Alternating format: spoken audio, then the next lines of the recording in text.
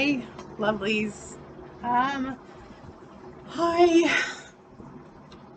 didn't have a very productive day. It's crazy because I got my laundry done like I wanted to, and I did do most of my, I did wash most of my dishes that I've been like procrastinating on. And I did go to church even though I didn't want to. But the purpose of this video, I always do that, is I want to intersect my faith and fitness, because in previous years when I've been at the gym and I've been successful at going and being committed to the gym, I wasn't always committed to church. And in regards to that, I wasn't always committed to God.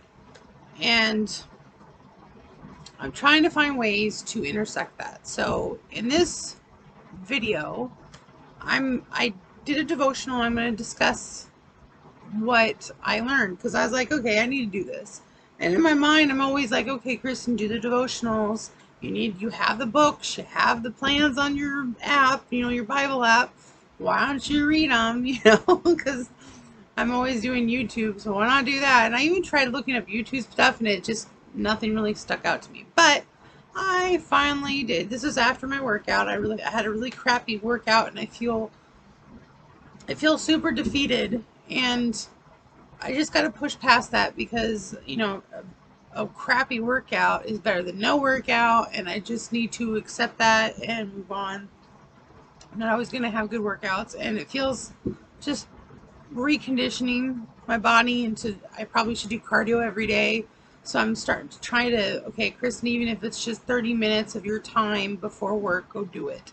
But anyway, so I have a few devotionals about faith and fitness, and a lot of them just did the same kind of scriptures I always think of when it comes to like beauty and health and stuff. So it was kind of like, of course, duh. But this time I was like, Kristen, just listen, and what is God trying to tell you? And I'm going to read this, and I'm going to say this is definitely what I want people to understand when it comes. Oh, my cat keeps sniffing my leg. It said in the book of Colossians, it says, in this new life, that is my life with God, it doesn't matter if you are a Jew or a Gentile, circumcised or uncircumcised, barbaric, uncivilized, slave or free, Christ is all that matters. And he lives in all of us. Colossians chapter 3, verse 11. She thinks she's good.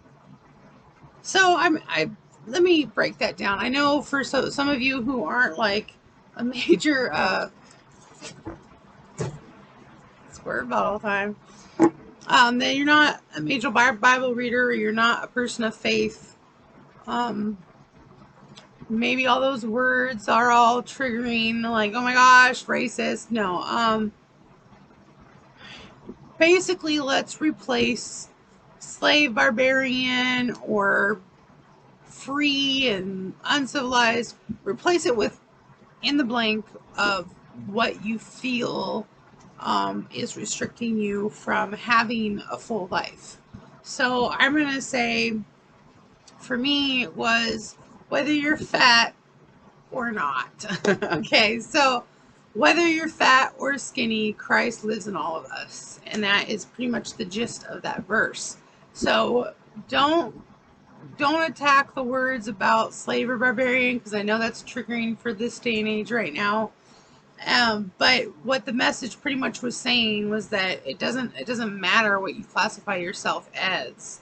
Like, Christ is available to you regardless. And in this fitness thing, I have to remember that it doesn't matter if I feel things. Like, it doesn't matter if I feel like I didn't do a good job in my cardio. It doesn't feel like I'm doing good in my diet. Like, Christ lives in me, and that's all that should matter. So whether I'm going to the gym and working hard, or going to the gym and not working hard enough, like, Christ matters, and he lives in me, and that matters. So that's what I got from that. It was like, there was more verses in that, but that one was more pivotal because that was pretty much the message I like to tell people, especially with body positivity and the health at any size, and the fat acceptance movement and all this stuff. And it feels like, especially on TikTok, it feels like that they want to break through these barriers and make themselves feel sexy in clothes that don't necessarily flatter them. And they want to just say, screw that, I'm just going to wear it because I like the article of clothing and I don't care what I look like in it. And that seems really silly to me because you want to look good in something. And oftentimes, because of your body, you might not look good in it. So it's it's a give or take. But I feel like that they do that for validation. And like I don't know how to put this. This is really difficult. I never sought validation from people. Like, I know I wasn't accepted in high school. A lot of times I wasn't popular. I definitely got picked on as a fat kid. No, it did not feel good. But I never sought validation for any of it. And because once my faith came into play, God was the one who centered me. It was God's opinion. And he didn't care that I was fat. He didn't care that I wasn't accepted. He didn't care that I was attractive to guys. He didn't care about any of that. He loved me for me.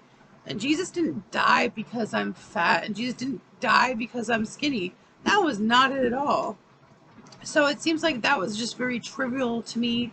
Like, of course it tripped me up. Of course I was able to, of course I got affected by peer pressure and all those teenage milestones. And even in adulthood, I, went off and did things and, for myself and tried to branch off and do it on my own. And that didn't work.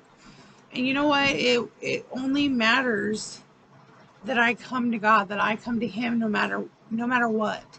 No matter if I didn't take care of myself, no matter where my health is at, that God is in control of my life because I made him Lord of my life.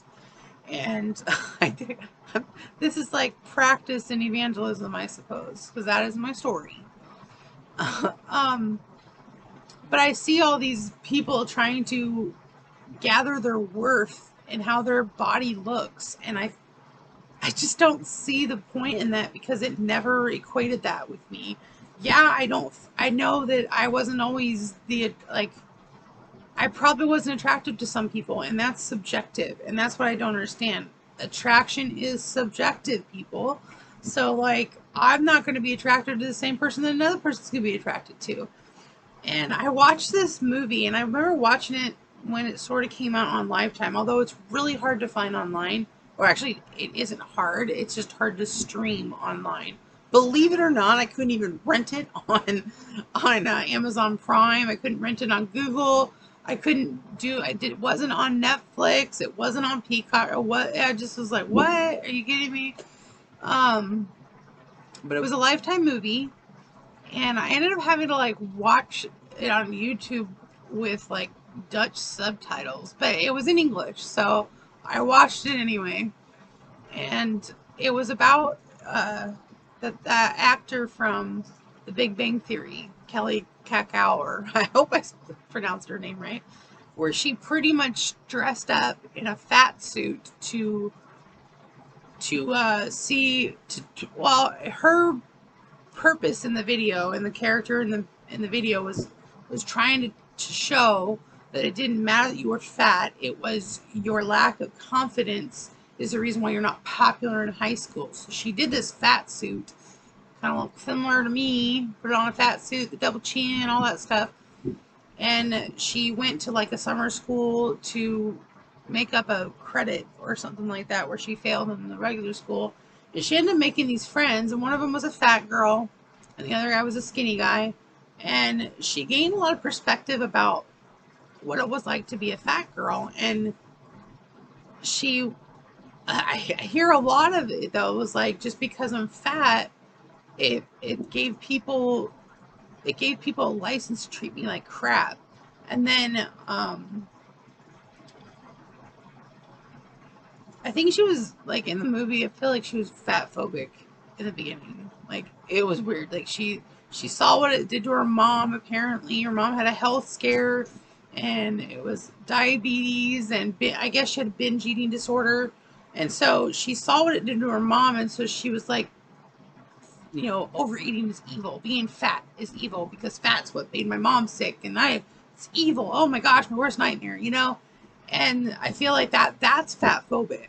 But she didn't treat fat people wrong. She just she just had the wrong idea about it. And I was like, how come people aren't talking about this movie? It's like, it was from Lifetime, but it literally talks about all that fat phobia. And at the end, she made up with her boyfriend because she was afraid, oh my gosh, if he sees me in this fat suit, he'll never want me.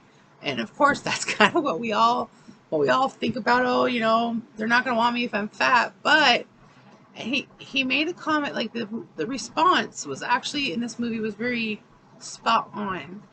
And I have to repeat it because it seems like nobody's talking about this. They're always blaming society now. But she was in a regular, like, attire. She wasn't in the fat suit. And she said to her boyfriend, hey, look, if I had just all of a sudden gotten fat, would you still like me? And would you still date me? And he was like, no, probably not. And she was like, oh, well, thanks. Like, okay, I don't know. But he made mention, like, he was honest about it. I thought, no, I mean, I would still think you're cool, but I wouldn't want to date you. And she, obviously, that's the answer we're afraid of. But his answer to that, which I think is common, that we are forgetting, that he said, I like sports, I like activity, I like to be competitive, I like to be active. And the spray bottle again. And if I can't be that with somebody, that's obviously not the person I want to be with. So let's say if a guy doesn't, like, if you're big and he's not going to date you because you're fat, it's probably because you're not into the same things he is. No, I'm not into kayaking and hiking and mountain climbing and all that stuff. But if he is, he would probably prefer somebody who can do that stuff with him, and not somebody who prefers not to be active and eat unhealthy. And oftentimes, if I actually noticed this, a lot of the friends that I had before I got better seemed to have a lot of unhealthy lifestyles. They were big. They loved food. They were the foodies, so to say. And oftentimes our get-togethers surrounded a lot of food. And it was all about food, food, food, food, food. And I'm not saying they were unhealthy. I mean, technically they kind of are, but that's their choice. It's not me. And they're kind of getting inspired to make healthier choices now, and their health is starting to be like, hey, you're pre-diabetic, or hey, your heart needs, to be better. So I think that they are starting to get a little more conscious when they see changes in me. Hooray. But I feel like a lot of the friends I had then aren't. I feel like I have to cut back on that. Like, I feel lonely because a lot of the friends I have now, they're friends I can't hang out with because of my diet, or because I'm working out at the gym, or because I'm just doing different things. And so I feel kind of lonely because I don't have the group of friends that I can be active with. And even if I do find the friends that are active, they're not on my level. And I'm not talking like this. I'm saying, like, they have a lot more endurance for outdoor activities than me, and I definitely don't like sports. But I feel like they just, I don't know, like, oh, y'all need Jesus is pretty much what I want to say. But if I feel like the way your body is, like, all this has nothing to do with my worth. I had a horrible workout Like, I didn't get my zone minutes in. Part of that was because my Fitbit just did not want to be nice to me. I didn't get my zone minutes in like I wanted to. I did work more of my legs. I did explore more exercises with my legs because it was leg day. And it didn't really raise my heart rate. So I didn't get that runner's high I like because I'm trying to run. And let's just say I didn't do a lot of it. And so that's why I feel like I failed myself. But I have to push past that. I'm like, who's telling me I'm a failure? Nobody. Nobody's standing there saying, Kristen, you definitely failed. You're out of here. Like, they're not saying that. I am. And so I have to be like, no, like, this is not it. And then I worked out. I came in here. I did my best. It'll be better tomorrow. Let's hope for better tomorrow. Let's keep going. Let's keep pushing away. Part of that, I think, was partly because I didn't eat as healthy as I should have. I haven't been eating super healthy on the weekends. I'm not going to lie. That's probably part of the whole, I didn't get an awesome workout. Like, the food really does make a big difference in the gym. And during the week, I'm pretty good about it. But on weekends, I strayed a little bit. Not enough for me to actually gain any weight, but just enough to not feel like I pushed anything. But I just wanted to whether you're fat or whether you're skinny or whether you're fit or whether you're average or whether you're thick, whether you're diabetic, whether you're anything, like, Christ is all that matters. And he's the one who lives in you if you choose to live that life, like for you Christians that are trying to lose weight. And I got a long way to go. I definitely do. So I'm not looking for a quick fix. I'm looking for something that's going to be sustainable, something I can actually keep going. So far, so good. It's been like almost 8 months. Yay. I haven't seen a significant weight loss, but like I said, the first part of my weight loss was a lot of starvation because I've been trying to figure out foods that wouldn't raise my blood sugar. But as soon as I got into like exercise and fitness, my blood sugar was not really an issue anymore. That sort of reversed it, but I started to get too free on my diet, and I need to rein it back more. So I recognize my mistakes, and I'm trying to learn from them. But I'm not going to listen to negative thoughts even for myself. And that's the part I need to remember. And part of the reason maybe I'm mentally struggling, I suppose, is because I haven't given the time to God like I should. I haven't devoted my time to him. Like all this, like I get mental clarity when I work out, but I haven't been devoting that time to him and doing the devotionals like I should. And I have them on there. There's one I like would have been done with already had I started it from day one. But I'm like 11 days behind. But whatever, like it's not, again, who's telling me I'm a failure? Nobody. Maybe I should try to branch out, have more friends that do active things, that do want to go out on hikes, that do want to go out to do stuff outside, that do want to go on walks, that do want to probably work out with me at the gym, things like that. People that have the same idea when it comes to diet and nutrition, that they're not so unhealthy, where it's not all carbs and sugar and snacks and preservatives and stuff. And granted, like, I probably should just say no more often, but I think most of my time needs to be devoted to spending time with God, and in response, maybe prayer, so that I can find the friends that can fulfill that. But I do not want to give up my faith, and how, like, I don't want to lack following God. Like, my relationship with God is more important than my relationship with the gym.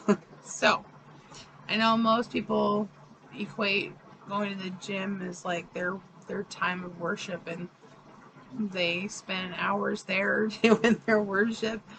That's not me. I would like it if that was me. And at first, I would like to devote that time. I wish I could do that. Hey, everybody, let's do some, bench presses before we start today's sermon. I don't know. That would be awesome. But that's not how it is. So, the main point is whether you're fat or skinny, Christ is all that matters. So, whether I did good in my workout or didn't, Christ is all that matters. So, amen. Okay. Okay, bye.